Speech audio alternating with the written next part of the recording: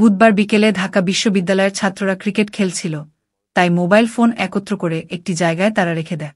সন্ধ্যায় খেলা শেষে তারা বুঝতে পারে কয়েকটি ফোন সেখানে নেই, অর্থাৎ চুরি হয়েছে। এই চুরির অপবাদে তোফাজ্জেল নামক এক যুবককে তারা ফজলুল হক হলের গেস্ট রুমে নিয়ে গিয়ে গণপিটুনি দেয়। এক দফা পেটানোর পর তাকে শিক্ষার্থীরা খেতেও দেয়। খাওয়া শেষে আবারও তাকে পেটানো হয়। শিক্ষার্থীদের মধ্যে এক পক্ষ বলছিল আইন নিজ হাতে না নিয়ে তাকে কর্তৃপক্ষের কাছে হস্তান্তর করতে, তবে তা মানতে নারাজ ছিল দোষী পক্ষ। তারা তাকে এক গেস্ট রুম থেকে আরেক গেস্ট রুমে নিয়ে গিয়ে আবারও পেটা। এক পর্যায়ে তোফাজ্জেল অসুস্থ হয়ে পড়লে শিক্ষার্থীরাই তাকে হাসপাতালে নিয়ে যায় এবং সেখানে ডাক্তার তাকে মৃত ঘোষণা করে। তোফাজ্জেলের আত্মীয় এবং গ্রামবাসীদের কাছ থেকে জানা যায় তোফাজ্জেল একজন মানসিক ভারসাম্যহীন ব্যক্তি। তার মা ও বাবা কেউ নেই। তার একটা বড় ভাই ছিল যিনি পুলিশের চাকরি করত, তবে সেও 2023 সালে মারা যান। তোফাজ্জেল অনার্স মাস্টার্স করা শিক্ষিত ছেলে, তবে একে একে স্বজন হারানোর বেদনা তাকে চিরতরে কাঁপিয়ে দেয়।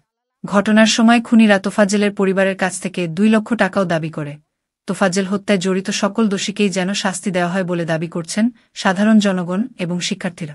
দেশের সবচেয়ে উঁচু বিদ্যাপীঠ ঢাকা বিশ্ববিদ্যালয়ের শিক্ষার্থীদের কাছ থেকে এরূপ আশা করা কোনোভাবেই যায় না। যেখানে শিক্ষা একটি মানুষকে মনুষ্যত্ব শিখানোর উদ্দেশ্য ধারণ করে, সেখানে এমন নির্মম ঘটনা সকলের মনেই বেদনার সৃষ্টি করেছে। এই ঘটনায় জড়িতদের মধ্যে 8 জনকে শনাক্ত করে 6 জনকে ইতিমধ্যেই গ্রেফতার করা হয়েছে। তবে সেই দিনের সিসিটিভি ফুটেজে দেখা গিয়েছে 20 জনের মতো অনেকে রাগান্বিত অবস্থায় গেস্ট রুমে যায়। বিশ্ববিদ্যালয়ের কর্তৃপক্ষ বাদী হয়ে যে মামলা করেছে সেই এজাহারে অনেক তথ্যই দেওয়া হয়নি। তদন্ত কমিটি এর রিপোর্টে প্রশাসনের কোনো গাফিলতির কথা বলাই হয়নি। অথচ তোফাজ্জেলকে যখন মারা হচ্ছিল পাশের রুমেই ছিলেন প্রভোস্ট। জুনিয়র শিক্ষকদের পাঠিয়ে তিনি নিজে ঠেকাতে আসেননি। ঢাবির প্রক্টর বলেন উভয় শ্রেণীতেই বিচার করা হবে এবং অজ্ঞদের বাতিল করা হবে।